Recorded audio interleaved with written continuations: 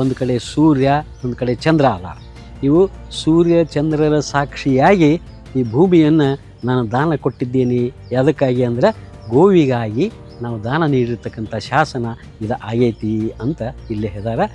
ಉತ್ತರ ದಿಕ್ಕಿಗೆ ಒಂದು, ಪೂರ್ವ ದಿಕ್ಕಿಗೆ ಒಂದು, ಪಶ್ಚಿಮ ದಿಕ್ಕಿಗೆ ಒಂದು, 3 ಪ್ರವೇಶ ದ್ವಾರಗಳನ್ನು ನಿರ್ಮಾಣ ಮಾಡಿರ್ತಕ್ಕಂಥ ವಿಶಿಷ್ಟ ಶೈಲಿಯ ದೇವಾಲಯ ಅಂದರೆ ಇದು ಕಾಮಧೇನುವಿನ ಶ್ರೀ ಕಲ್ಮೇಶ್ವರ ದೇವಸ್ಥಾನ.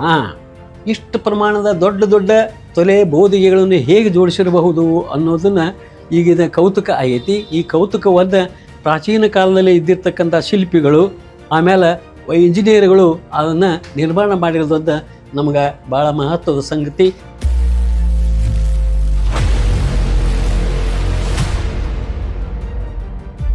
ಗೆಳೆಯರೇ ನಮಸ್ಕಾರ. ಧಾರವಾಡ ಜಿಲ್ಲೆಯ ಕಲ್ಗಟ್ಕಿನಲ್ಲಿರುವಂತಹ ಮತ್ತೊಂದು ಸುಂದರವಾದ ಸ್ಥಳ ಕಲ್ಮೇಶ್ವರ ಗುಡಿ ಅಂತ ಕರೀತಾರೆ. ತೆರೆದ ಮಂಟಪದಲ್ಲಿ ಮಾಡಿರುವಂಥ ಒಂದು ವಿಶಿಷ್ಟವಾದ ವಿನ್ಯಾಸ ಇರುವಂಥ ಈ ಗುಡಿ ಕೂಡ ನಮ್ಮ ಕಲ್ಯಾಣದ ಚಾಲುಕ್ಯರ ಕಟ್ಟಿರೋದು. ಸರ್ ನಮಸ್ಕಾರ. ನಮಸ್ಕಾರ ಸರ್. ಸರ್ ಈ ಗುಡಿನ ನೋಡಿದ್ರು ಕೂಡ ಇದು ಕಲ್ಯಾಣದ ಚಾಲುಕ್ಯರ ಒಂದು ಗುಡಿ ತರನೇ ತೋರುತ್ತೆ. ಇದ್ರ ಇತಿಹಾಸ ಮತ್ತೆ ಇದ್ರದ್ದು ವಾಸ್ತುಶೈಲಿ ಇದ್ರ ಬಗ್ಗೆ ಎಲ್ಲ ಒಂದಷ್ಟು ಮಾಹಿತಿಗಳನ್ನು ಆಯ್ತು ಸರ್, ತಾವೆಲ್ಲ ಕೇಳಿರಿ. ಇದು ಧಾರವಾಡ ಜಿಲ್ಲೆಯ ಕಲಘಟಗಿ ತಾಲೂಕಿನ ಕೊನೆಯಂಚಿನಹಳ್ಳಿ. ಈ ಒಂದು ಕಾಮಧೇನು ಅನ್ನೋ ಗ್ರಾಮ ಹೆಸರೇ ಸೂಚಿಸುವಂತೆ ಈ ದೇವಸ್ಥಾನದಲ್ಲಿ ಕಾಮಧೇನು ವಿಗ್ರಹವನ್ನು ಮಾಡ್ಯಾರ. ಇದು ಏನು ಅಂತಂದರೆ ಕಲ್ಯಾಣ ಚಾಲುಕ್ಯರ ಕಾಲದಲ್ಲಿ ಭಾಳಷ್ಟು ದೇವಾಲಯಗಳನ್ನು ಇಲ್ಲಿ 6ನೇ ವಿಕ್ರಮಾದಿತ್ಯ ನಿರ್ಮಾಣ ಮಾಡಲಿಕ್ಕೆ ಬಹಳ ಸಹಕಾರ ಕೊಟ್ಟಿದ್ದಾರೆ. ಈ ಒಂದು ಕಲ್ಯಾಣದ ಚಾಲುಕ್ಯರ ಕಾಲದ ಅವಶೇಷಗಳು ಕಲಘಟಗಿ ತಾಲೂಕಿನಲ್ಲಿ ಭಾಳಷ್ಟು ಗ್ರಾಮಗಳಲ್ಲಿ ಅದಾವ. ಅಂಥದ್ರಲ್ಲಿ ಈ ಕಾಮಧೇನು ಒಂದು ಕಲ್ಮೇಶ್ವರ ದೇವಸ್ಥಾನದ ಒಂದು ಪ್ರಮುಖ ತಾಣ. ಇಲ್ಲಿ ಈ ದೇವಾಲಯ ತೆರೆದ ಮಂಟಪ. ಆ ತೆರೆದ ಮಂಟಪದಲ್ಲಿ ವಿಶೇಷವಾಗಿ ಇಲ್ಲೇ ಪ್ರವೇಶ ದ್ವಾರ, ಆಮೇಲೆ ಪ್ರದಕ್ಷಿಣಾ ಪಥ, ಒಳಗಡೆ ಸಭಾ ಮಂಟಪ, ಗರ್ಭಗೃಹ ಇವು ಅದಾವ. ಇದರ ಜೊತೆಗೆ ಇದು ಕೂಡ ಹೆಂಗೈತಿ ಅಂತಂದ್ರೆ ಇದು ಕಮಲದಾಕಾರದ ಶೈಲಿಯಲ್ಲಿ ಇದ್ದಿರ್ತಕ್ಕಂಥ ಗದ್ದಿಗೆ. ಆ ಗದ್ದಿಗೆಯನ್ನು ಅದರ ಮೇಲೆ ನಿರ್ಮಾಣ ಮಾಡಿರ್ತಕ್ಕಂಥದ್ದು ಐತಿ. ಇಲ್ಲೇ ವಿಶಿಷ್ಟತೆ ಏನಂತಂದ್ರೆ ಒಳಗಿನ 4 ಕಂಬಗಳು ಮಾತ್ರ ವೃತ್ತಾಕಾರ ಅದಾವ, ಹೊರಗಿನೂ ಎಲ್ಲ ವೃತ್ತಾಕಾರವಾಗಿ ನಂಟಿವೆ, ಗೀರ್ ಬರುವಂಥದ್ದು ಐತಿ. ಇದಕ್ಕೆ ನಾವು ಏನು ಹೇಳ್ತೇವೆ ಅಂತಂದ್ರೆ ಇದು ಚಾಲುಕ್ಯರ ಶೈಲಿನ ಅಂತ ನಾವು ಕರಿತೀವಿ. ಈ ಚಾಲುಕ್ಯರ ಶೈಲಿಯಲ್ಲಿ ಅರ್ಧ ಭಾಗ ಮಾತ್ರ ಇಲ್ಲೇ ವೃತ್ತಾಕಾರವಾದ ಕಂಬ ಅದಾವ, ಇನ್ನು ಅರ್ಧ ಭಾಗ ಮಾತ್ರ ಗೀರ್ ಅಂದರೆ ಲೈನ್ಸ್ ಇದ್ದಿರ್ತಕ್ಕಂಥದ್ದು ಒಂದು ವೈಶಿಷ್ಟ್ಯತೆ ಐತಿ. ಇನ್ನೊಂದು ಏನಂತಂದ್ರೆ ಈ ದೇವಸ್ಥಾನದಲ್ಲಿ ಇಲ್ಲಿ ವಿಶೇಷವಾಗಿ ಒಂದು ಅರ್ಧ ಹೂವಿನಲ್ಲಿ ವಿಶೇಷವಾಗಿ ಆ ಹೂವು ಅರಳಿರ್ತಕ್ಕಂಥದ್ದು, ಕಮಲದ ಹೂವಿನಲ್ಲಿ ಹೂವು ಅರಳಿರ್ತಕ್ಕಂಥ ಒಂದು ಚಿತ್ರಣ ತೋರಿಸ್ತಾರೆ. ಇಲ್ಲಿ ಗೋಪುರಗಳು ಅರ್ಧ ಅದಾವ, ಅದರ ಮೇಲೆ ಸಿಂಹದ ಚಿಹ್ನೆ ಐತಿ. ಆ ಸಿಂಹ ಗೋಪುರದ ಮೇಲೆ ನಿಂತಿರ್ತಕ್ಕಂಥ ಚಿಹ್ನೆಯನ್ನು ಕೂಡ ಇಲ್ಲೇ ಐತಿ ಅಂತ ನಾವು ನೋಡಬೇಕು. ಇಲ್ಲಿ ಕೂಡ ಚಿಕ್ಕ ಚಿಕ್ಕ ಮಾಡು ಅಥವಾ ಗೋಪುರಗಳನ್ನು ನಿರ್ಮಿಸಿ ದೇವಾಲಯವನ್ನು ಶಿಲ್ಪಿ ಕಲ್ಯಾಣ ಚಾಲುಕ್ಯರ ಕಾಲದಲ್ಲಿ ನಿರ್ಮಾಣ ಮಾಡಿದ್ದು ನಮಗೆ ಕಂಡು ಬರ್ತೈತಿ. ಇನ್ನು ಈಗಾಗಲೇ ನಾವು ನೋಡ್ತಾ ಇದ್ದೇವೆ, ಇದು ಕೂಡ ಸಭಾಮಂಟಪ ಮತ್ತು ಇಲ್ಲೇ ಗರ್ಭಗೃಹ, ಆಮೇಲೆ ನವರಂಗ ಇವೆಲ್ಲ ಅದಾವ. ಗರ್ಭಗೃಹದಲ್ಲಿ ಮಾತ್ರ ವಿಶೇಷವಾಗಿರ್ತಕ್ಕಂಥ ಚಿತ್ಕಳೆ ಐತಿ. ಇನ್ನು ಸಭಾಮಂಟಪದಲ್ಲಿ 4 ಕಂಬಗಳ ಮಧ್ಯದಲ್ಲಿ ಇದು ಸಭಾಮಂಟಪ ಐತಿ, ಸುತ್ತಲೂ ಪ್ರದಕ್ಷಿಣಾ ಪಥ ಐತಿ. ಈ ಪ್ರದಕ್ಷಿಣಾ ಪಥದ ನಂತರ ಇಲ್ಲಿ ಏನಾಗ್ತೈತಿ ಅಂತಂದ್ರೆ ಇಲ್ಲಿ ನಾವು ಒಳಗೆ ಹೋಗಿ ದೇವಸ್ಥಾನವನ್ನು ನಾವು ದೇವರ ಗರ್ಭಗೃಹವನ್ನು ಪ್ರವೇಶ ಮಾಡಬಹುದು ಅಂತ. ಈಗಾಗಲೇ ಪ್ರವೇಶ ದ್ವಾರದಲ್ಲಿ ನಾನು ಒಳಗೆ ಹೋಗಬೇಕಾದ್ರೆ 2 ಸ್ತಂಭಗಳ ಮೇಲೆ ಇಲ್ಲಿ ಸಭಾಮಂಟಪ ಐತಿ. ಈ ಮಂಟಪದಲ್ಲಿ ಪ್ರವೇಶ ಮಂಟಪ, ಇದರಲ್ಲಿ ತೊಲೆ ಬೋದುಗೆಗಳನ್ನು ಕಾಣ್ತೇವೆ. ಇದರ ಜೊತೆಗೆ ಏನಾಯ್ತು ಅಂದರೆ ಈಗ ನವೀನ ಮಾದರಿಯಲ್ಲಿ ಇವರು ಕಾಮಧೇನು ಅನ್ನೋ ಊರು, ಈ ಕಾಮಧೇನು ಅನ್ನೋ ಊರಿಗೆ ವಿಶೇಷವಾಗಿ ಬೇಡಿದ್ದನ್ನು ಕೊಡತಕ್ಕಂಥ ಪ್ರಾಣಿ ಅದು ಗೋವಿನ ರೂಪದಲ್ಲಿ ಇರೋದು, ಅದು ಕಾಮಧೇನು. ಅದನ್ನು ಚಿತ್ರ ಕಾಣಿಸ್ತೇವೆ. ಇನ್ನು ಈಗಾಗಲೇ ನಾವು ಹೇಳಿವಿ, ಇವು ಎಲ್ಲ ಮಾಡು ಅಥವಾ ಗೋಪುರ. ಈ ಮಾಡು ಅಥವಾ ಗೋಪುರಗಳು ಇವುಗಳನ್ನು ಸಿಂಹ ಅವಚಿಕೊಂಡು ಹಿಡಿದಿರ್ತಕ್ಕಂಥ ಒಂದು ಚಿತ್ರಣ ಕೂಡ ಇಲ್ಲಿ ನಮಗೆ ಕಾಣ್ತೈತಿ. ಇಲ್ಲಿ ಚಿಕ್ಕ ಚಿಕ್ಕ ಮಾಡುಗಳು ಇಲ್ಲಿ ನಮಗೆ ಕಾಣಿಸ್ತಾವ. ಇದು ಕಮಲದ ಆಕಾರದ ಒಂದು ಗದ್ದಿಗೆ. ಇದರ ಜೊತೆಗೆ ಇಲ್ಲಿ ಇರ್ತಕ್ಕಂಥದ್ದು ಕಮಲದ ಎಲೆ ಹೂವಿನ ಮೇಲೆ ಇದು ಏನಾಗೈತೆ ಅಂತಂದ್ರೆ ಚಿತ್ರಗಳನ್ನ ಬಿಡಿಸಿ ಅವು ವಿಶೇಷ ಶೈಲಿಯನ್ನು ನಮಗೆ ತೋರಿಸ್ತಾವ ಅಂತಕ್ಕಂಥದ್ದನ್ನು ಐತಿ. ಇದು ಚೌಕಾಕಾರವಾಗಿ ಇದ್ದಿರ್ತಕ್ಕಂಥದ್ದು, ಅಷ್ಟಕೋನಾಕೃತಿಯಲ್ಲೇ ಇದು ಕೂಡ ನಿರ್ಮಾಣ ಆಗಿರುವುದು ಅನ್ನೋದನ್ನು ಇಲ್ಲಿ ನಾವು ಕೇಳ್ತಾ ಇದ್ದೇವೆ, ನೋಡ್ತಾ ಇದ್ದೇವೆ. ಈಗ ಕಂಬಗಳು ಕೂಡ ಮೇಲೆ ಗಗ್ಗರಿ ಆಕಾರದಲ್ಲಿದೆ. ಅವುಗಳನ್ನು ನಾವು ಒಳಗೆ ಹೋಗಿ ನಂತರ ವಿಶೇಷವಾಗಿ ಅವುಗಳನ್ನು ಪ್ರತ್ಯಕ್ಷ ಕಾಣೋಣ. ಕನ್ನಡ ನಾಡು ನುಡಿ, ಕನ್ನಡಿಗರ ಭವ್ಯ ಇತಿಹಾಸ, ಸಂಸ್ಕೃತಿ, ವಾಸ್ತುಶೈಲಿ ಮುಂತಾದ ವಿಷಯಗಳನ್ನು ವಿಡಿಯೋಗಳ ಮೂಲಕ ದಾಖಲಿಸುವ ನಮ್ಮ ಪ್ರಯತ್ನಕ್ಕೆ ನೆರವಾಗಿ. ಇದು ಅರ್ಧ ತೆರೆದ ಸಭಾಮಂಟಪ. ಅರ್ಧ ತೆರೆದ ಸಭಾಮಂಟಪದಲ್ಲಿಯೂ ಕೂಡ 4 ಕಂಬಗಳ ಮೇಲೆ ಇದು ನಿಂತೈತಿ. ತೊಲೆ ಬೋದಿಗೆಗಳನ್ನು ಹೊಂದೈತಿ. ಇಲ್ಲೇ ಮೇಲ್ಭಾಗದಲ್ಲಿ ವಿಶೇಷತೆ ಐತಿ. ಇನ್ನು ಈ ಕಂಬದ ಮೇಲ್ಭಾಗದಲ್ಲಿ ಇರ್ತಕ್ಕಂಥದ್ದು ಬಹಳಷ್ಟು ಸುಂದರವಾಗಿ ಐತಿ. ಇದನ್ನು ನವೀನವಾಗಿ ನಿರ್ಮಾಣ ಮಾಡಿರ್ತಕ್ಕಂಥದ್ದು ರೆವೊಕೇಶನ್ ಮಾಡ್ಯಾರ. ಇಲ್ಲೇ ಕೆಳಗಿನ ಕಂಬಗಳು ಆ್ಯಸ್ ಇಟ್ ಈಸ್ ಮೊದಲು ಇದ್ದಂಗಿನ ಅದಾವ ಅಂತಕ್ಕಂಥದ್ದನ್ನು ಹೇಳಿ, ಇನ್ನು ತೊಲೆ ಬೋದಿಗೆಗಳನ್ನು ಇವು ನಿರ್ಮಾಣ ಮಾಡೋದೊಂದು ಶೈಲಿಯನ್ನು ನೋಡಿದರೆ ಕಲ್ಯಾಣದ ಚಾಲುಕ್ಯರ ಶೈಲಿ ಅಂತ ನಮಗೆ ಕಂಡು ಬರ್ತೈತಿ. ಇಲ್ಲೇ ಸಹಸ್ರದಳ ಕಮಲಗಳು 1, 2, 3 ಕಡೆ ಸಹಸ್ರದಳ ಕಮಲಗಳು ಮೇಲ್ಛತ್ತಿನಲ್ಲಿ ಅದಾವ. ಮಧ್ಯಭಾಗದಲ್ಲಿ ಇಲ್ಲೇ ಈಗ ಗೋಪುರ, ಸಣ್ಣ ಗೋಪುರ ಇರಬೇಕಾಗಿತ್ತು, ಅವು ಇಲ್ಲ.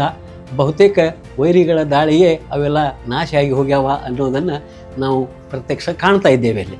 ಇದರ ಜೊತೆಗೆ ನಾವು ಹೇಳಬೇಕಂತಂದ್ರೆ ಇಷ್ಟು ಪ್ರಮಾಣದ ದೊಡ್ಡ ದೊಡ್ಡ ತೊಲೆ ಬೋದಿಗೆಗಳನ್ನು ಹೇಗೆ ಜೋಡಿಸಿರಬಹುದು ಅನ್ನೋದನ್ನು ಈಗಿನ ಕೌತುಕ ಆಗೈತಿ. ಈ ಕೌತುಕವನ್ನು ಪ್ರಾಚೀನ ಕಾಲದಲ್ಲಿ ಇದ್ದಿರ್ತಕ್ಕಂಥ ಶಿಲ್ಪಿಗಳು ಆಮೇಲೆ ಇಂಜಿನಿಯರ್ಗಳು ಅದನ್ನು ನಿರ್ಮಾಣ ಮಾಡಿರೋದನ್ನು ನಮಗೆ ಭಾಳ ಮಹತ್ವದ ಸಂಗತಿ, ಸಂತೋಷದ ಸಂಗತಿ ಅಂತ ಹೇಳಿ ಮುಂದಿನ ಭಾಗದಲ್ಲಿ ಈ ಸಭಾಮಂಟಪಕ್ಕೆ ನಾವು ಹೋಗೋಣ. ಸಭಾಮಂಟಪದಲ್ಲಿ ಪ್ರಮುಖವಾಗಿ ನಾವು ನೋಡಬೇಕಾಗಿದ್ದು ಈಗಾಗಲೇ ನಾನು ಹೇಳೀನಿ, ಇಲ್ಲೇ 4 ಚತುರ್ಕಂಬಗಳ ಮೇಲೆ ಸಭಾಮಂಟಪ ನಿಂತೈತಿ. ಸಭಾಮಂಟಪದ ಸುತ್ತಲೂ ಪ್ರದಕ್ಷಿಣಾಪಥ ಐತಿ. ಪ್ರದಕ್ಷಿಣಾಪಥದ ನಡುವೆ ಶ್ರೀ ಬಸವೇಶ್ವರ ಐತಿ.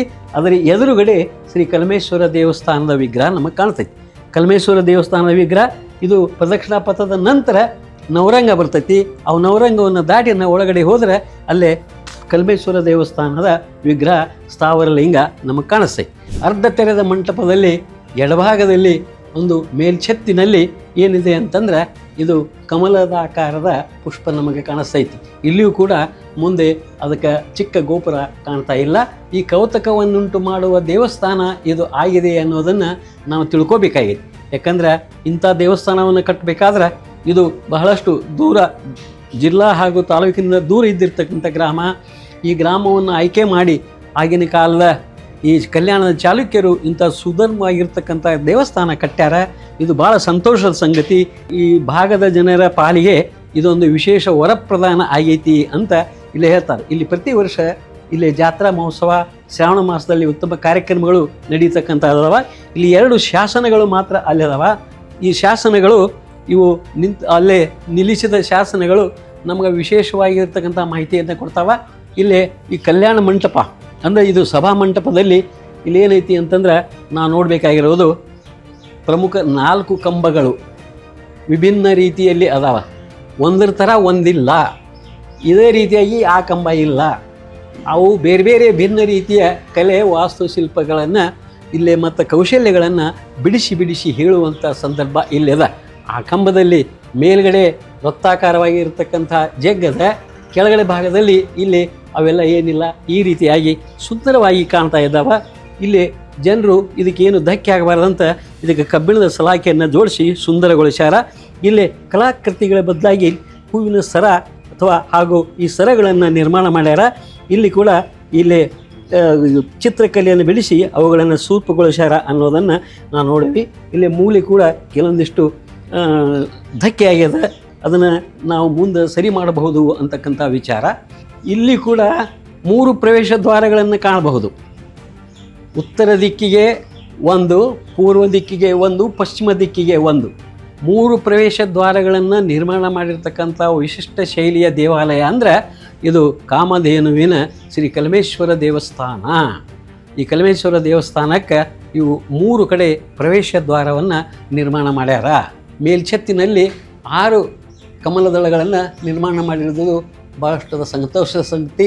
ಈ ಸಹಸ್ರದಳ ಕಮಲ ಇತ್ತೀಚಿನ ಪೀಳಿಗೆಗೆ ಇಷ್ಟೊಂದು ಸುಂದರ, ಸರಳ ಹಾಗೂ ಶೈಲಿಯಲ್ಲಿ ನಿರ್ಮಾಣ ಮಾಡಿರುವುದು ನಮಗೆ ಕಂಡು ಬರ್ತೈತಿ. ದೇವಸ್ಥಾನದ ಸಭಾಮಂಟಪದ ಮೇಲ್ಛತ್ತಿನಲ್ಲಿ 9 ಕಮಲದ ಆಕಾರದ ಒಂದು ಸಹಸ್ರದಳ ಕಮಲವನ್ನು ಚಿತ್ರಣ ಮಾಡ್ಯಾರ. ಇವು ಸಂಕೇತ ಅಂತಂದ್ರೆ ನವಗ್ರಹಗಳನ್ನು ಜ್ಯೋತಿಷಿಕವಾಗಿ ಹೇಳ್ತಕ್ಕಂಥದ್ದು ಒಂದು ಚಿತ್ರಣ. ಈ ಚಿತ್ರಣ ವಿಶೇಷವಾಗಿ ಇಲ್ಲಿ ನಿರ್ಮಾಣ ಆಗಿರ್ತಕ್ಕಂಥ ಪ್ರತಿಷ್ಠಾಪನೆಗೊಂಡಿರುವ ಬಸವಣ್ಣ ದೇವರ ವಿಗ್ರಹದ ಮೇಲೆ ಇವು 4 ಅದಾವ. ಇವು ವಿಶೇಷವಾಗಿ ಚೌಕಟ್ಟು ಮಾಡಿ ಅವನು ಕುಂದಿಸಂತೆ ಕಾಣ್ತವ. ಆದ್ರೆ ಇವು 9 ಶಿಲಾ ಪುಷ್ಪಗಳು ಏನಾಗ್ಯಾವ ಅಂತಂದ್ರೆ ಒಂದೇ ಕಲ್ಲಿನಲ್ಲಿ ನಿರ್ಮಾಣ ಆದಂಗೆ ಕಾಣ್ತವ. ಇದು ಬಹಳಷ್ಟು ಕೌತುಕವನ್ನು ಉಂಟು ಮಾಡ್ತೈತಿ. ಇದು ಕಲೆ, ವಾಸ್ತುಶಿಲ್ಪ, ವಿಶಾಲತೆಗೆ ಒಂದು ಹೆಸರುವಾಸಿಯಾಗಿರ್ತಕ್ಕಂಥ ಕಲಾ ಸ್ಮರಣೀಯವಾಗಿದೆ ಅಂತ ಹೇಳ್ತಾ ಇದ್ದಾರೆ. ಇನ್ನು ಇದರ ಜೊತೆಗೆ ಆಗಲೇ ನಾವು ಹೊರಗೆ ಹೇಳಿದಂಗೆ ಇಲ್ಲಿ ಕೂಡ ಈ ಕಮಲದ ಆಕಾರದ ಪಕಳೆಗಳು ಇಲ್ಲಿ ಕಾಣಿಸ್ತವ. ಕಮಲದ ಹೂವಿನಲ್ಲಿ ಅವನು ಚಿತ್ತಾರಗಳನ್ನು ಬಿಡಿಸಿರುವುದು ನಮಗೆ ಕಾಣಿಸ್ತೈತಿ. ತೊಲೆ, ಬೋದಿಗೆ, ಅವುಗಳ ಕೆಳಗೆ ಇಲ್ಲೇ ಕಂಬದ ಕೆಳಗೆ ಬಿಂಬದ ಕೆಳಗೆ ಸುಂದರವಾಗಿ ಬಿಡಿಸಿರ್ತಕ್ಕಂಥ ಈ ಸರಳ ವಿನ್ಯಾಸದ ಕಲಾಕೃತಿಗಳನ್ನು ನಾವು ಕಾಣ್ತಾ ಇದ್ದೇವೆ. ಕನ್ನಡದ ಹಿರಿಮೆಯನ್ನು ಜಗತ್ತಿಗೆ ಸಾರುವ ನಿಟ್ಟಿನಲ್ಲಿ ಒಂದು ವಿಶಿಷ್ಟವಾದ ವಿನ್ಯಾಸ. ಕನ್ನಡದ ಕ ಅನ್ನುವ ಅಕ್ಷರ ಅಶೋಕನ ಕಾಲದಲ್ಲಿ ಈಗಿನ ಪ್ಲಸ್ನಂತೆ ತೋರುತ್ತಿದ್ದು, ಮುಂದೆ ಸಾತವಾಹನರು, ಬನವಾಸಿಯ ಕದಂಬರು, ಬಾದಾಮಿಯ ಚಾಲುಕ್ಯರು, ಮಾನ್ಯಕೇಟದ ರಾಷ್ಟ್ರಕೂಟರು, ಕಲ್ಯಾಣದ ಚಾಲುಕ್ಯರು, ದೋರ ಸಮುದ್ರದ ಹೊಯ್ಸಳರು, ವಿಜಯನಗರದ ಕರ್ನಾಟರು, ಮೈಸೂರಿನ ಒಡೆಯರ್ಗಳವರೆಗೂ ಬೆಳೆದು ಬಂದ ಹಾದಿಯನ್ನು ಇಲ್ಲಿ ತೋರಲಾಗಿದೆ. ಕನ್ನಡ ನಾಡು, ನುಡಿ, ಸಂಸ್ಕೃತಿ, ಲಿಪಿಯ ಮಹತ್ವವನ್ನು ಸಾರುವ ಇಂತಹ ಟೀ ಶರ್ಟನ್ನು ಧರಿಸೋಣ. ಕನ್ನಡದ ಹಿರಿಮೆಯನ್ನು ಜಗತ್ತಿಗೆ ಸಾರೋಣ. ಕನ್ನಡ ನಾಡು, ನುಡಿ, ಕನ್ನಡಿಗರ ಭವ್ಯ ಇತಿಹಾಸ, ಸಂಸ್ಕೃತಿ, ವಾಸ್ತುಶೈಲಿ ಮುಂತಾದ ವಿಷಯಗಳನ್ನು ವಿಡಿಯೋಗಳ ಮೂಲಕ ದಾಖಲಿಸುವ ನಮ್ಮ ಪ್ರಯತ್ನಕ್ಕೆ ನೆರವಾಗಿ